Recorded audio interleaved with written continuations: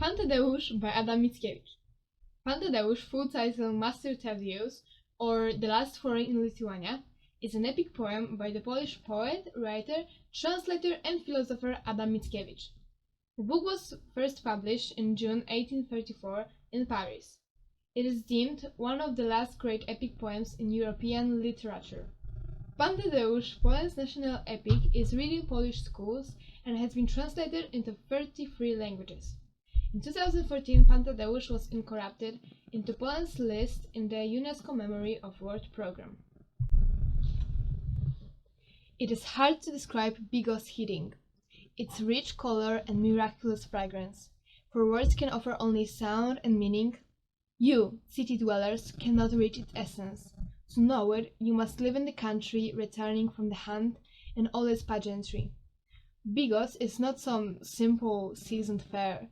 Besides vegetables, they artfully prepare a cabbage base, picked and chopped with care, which, as the saying goes, the mouth must share. Placed within the moist womb of the kettle, it is covered with chunks of finest meat and roasted till the living juices settle.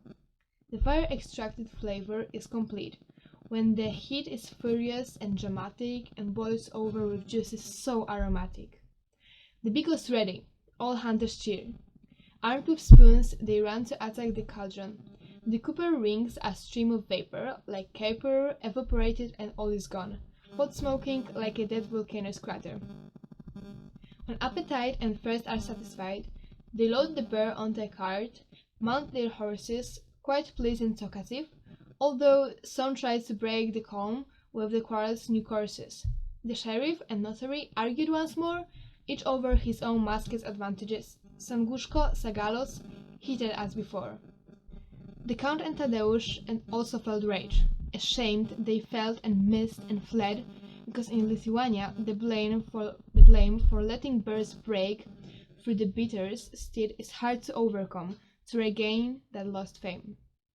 The Count claimed he was first to reach the spear, and that Tadeusz hindered his attack. Tadeusz maintained that he was stronger, and that his skill could counter the Count's lack, that he wished to unburden him. The longer they talked, the more rebukes were hurled back. Among the men, the worthy Seneschal wrote, exceedingly happy and talkative.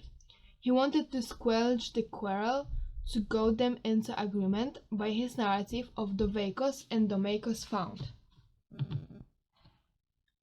It's not because I crave spilling more blood that I called for a duel.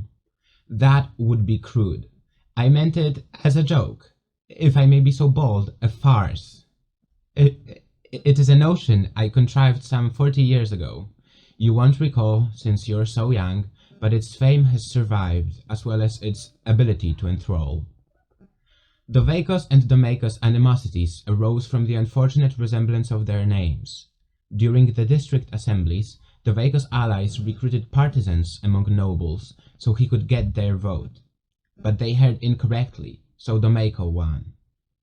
At a banquet once, Marshal Rupeiko toasted, "Vivat Doveiko!" But take note, on either side they shouted out Domeiko, and those in the center confused their vote. But worse in Vilno, when a drunken noble duelled with Domeiko and was wounded twice.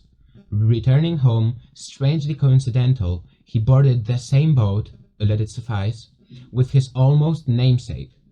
So as they sailed along, the noble asked his neighbor's name, and when he heard Domeiko, he curtailed his civility and out his rapier came.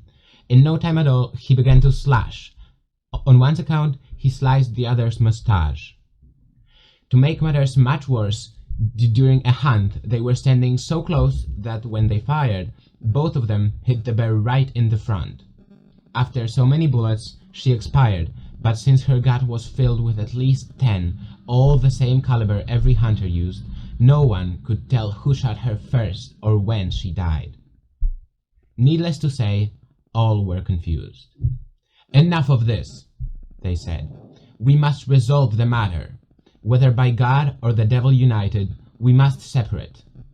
Two suns cannot revolve around the earth. And so the two decided to duel, since neither could be reconciled. All tries just made them that much more determined. They found their choice of sabers far too mild, switching to pistols, though we all complained their range was far too short. But they, in spite, swore that they'd only shoot across the height of a bear, though this caused us all some fright, since both were excellent shots. But I complied, acting as second, requesting a deep hole be dug, for such a duel will have results. And what noble would dare usurp the role of a butcher? This close range does insult your skill. Why stick your barrel in a belly? I won't permit, but I'll agree to pistols, if you insist on this shooting spree. I, as your second, will stretch and pull this bearskin, so that one of you will stand upon the snout, and the other on the tail.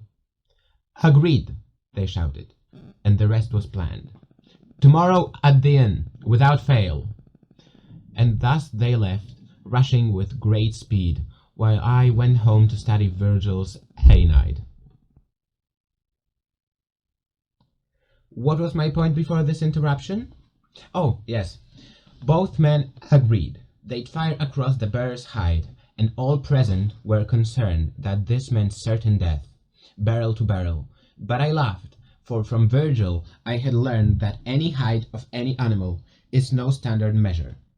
Recall Dido, the queen, and how to Libya she once sailed to haggle for some land and made a show of stretching an ox hide, and thus availed herself to all the land that it could cover. And from this act of cunning, Carthage grew. A plan, I thought, to carefully think over. At dawn Doveco came in a carriage, while Domeico galloped up on his horseback from the other side.